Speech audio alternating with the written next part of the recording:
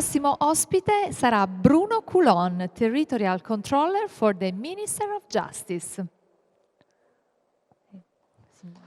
Un applauso, grazie. Eccoci. Buon pomeriggio, benvenuto, welcome. One moment, please. Merci. Donc, mesdames, messieurs, bonjour. D'abord, merci pour l'invitation. Donc, je représente aujourd'hui, j'ai deux casquettes, puisque je représente le ministère de la Justice française, mais surtout ma casquette d'universitaire. Je voulais vous parler aujourd'hui, finalement, du risque, comment l'administration a évolué sur cette notion de risque. Le risque, longtemps, a été pour l'administration, finalement, quelque chose d'assez abstrait, et on réagissait au risque par rapport à un événement, et on venait inspecter, on venait chercher la faute, qui, si elle était déterminée, allait vers une sanction. On voit bien que l'évolution de notre société moderne, et notre société française, en l'occurrence, a évolué de la manière suivante. On est de moins en moins enclin à vivre sous une réponse plutôt disciplinaire ou une réponse immédiate ou directe. On voit bien que l'administration ne pouvait plus se satisfaire de fonctionner de façon verticale. On me dit de mieux me positionner, je me positionne de façon verticale. C'est-à-dire qu'il fallait rechercher ce que les Américains disent le management du risque. Nous, en France, on appelait ça fortement en français à la gestion du risque. C'est-à-dire, il fallait déterminer quels sont finalement les risques encourus.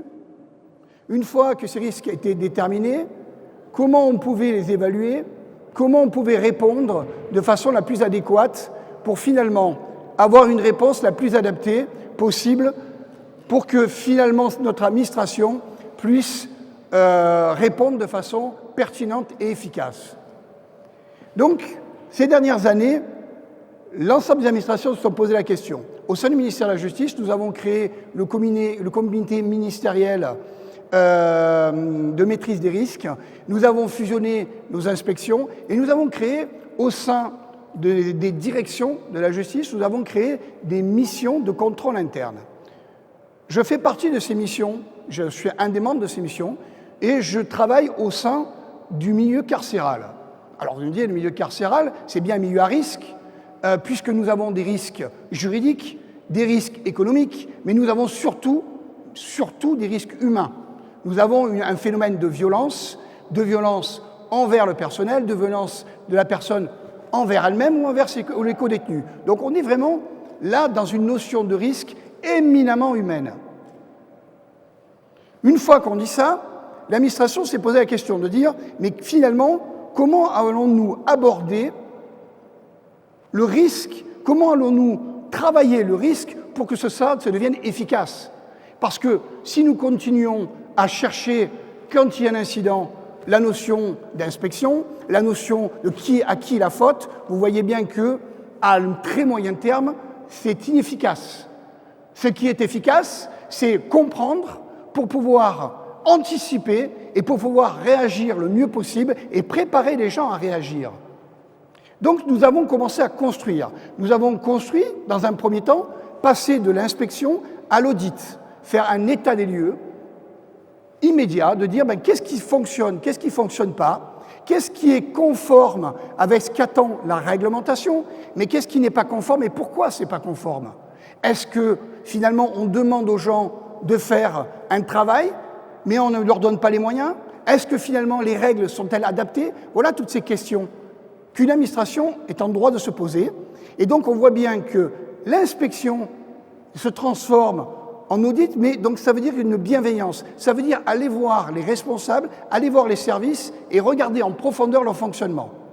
Une fois que je dis ça, vous voyez bien que l'important, c'est de créer des outils qui vont pouvoir déterminer quels sont les points à aller voir, quels sont les points récurrents, quels sont les points de fragilité, pour pouvoir finalement les traiter et pour pouvoir travailler sur l'anticipation.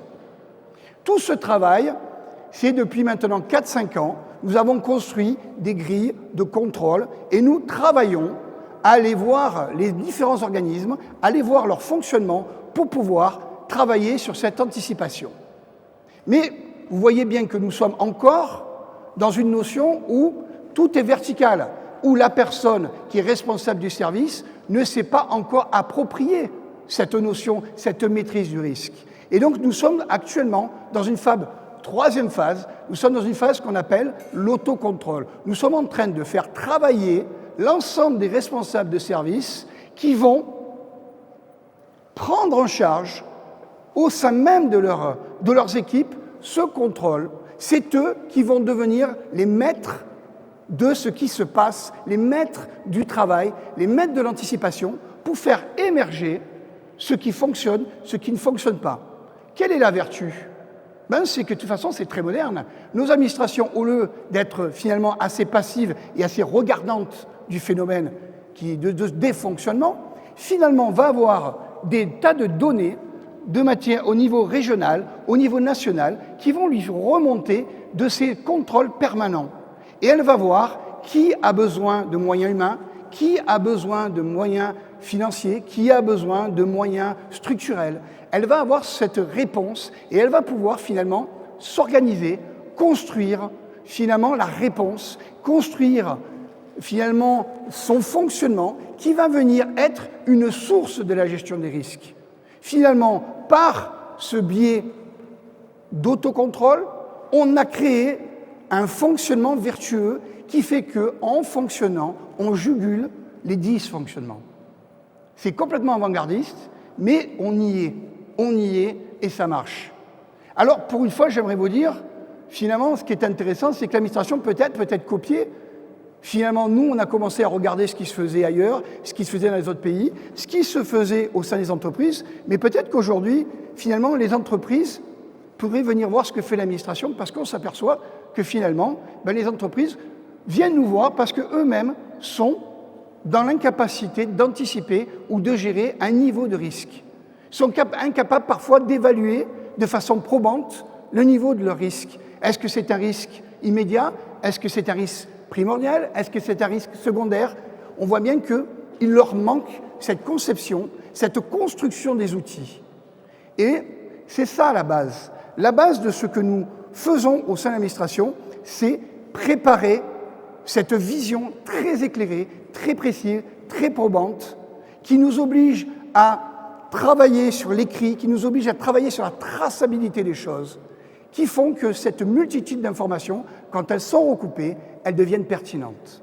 Voilà ce que je voulais assez rapidement, pour ne pas prendre sur l'ensemble du temps, montrer comment l'administration française a relevé le gant, et a relevé le gant de ce qui est la gestion du risque. Le risque n'est un risque avéré que si on ne le combat pas. Merci.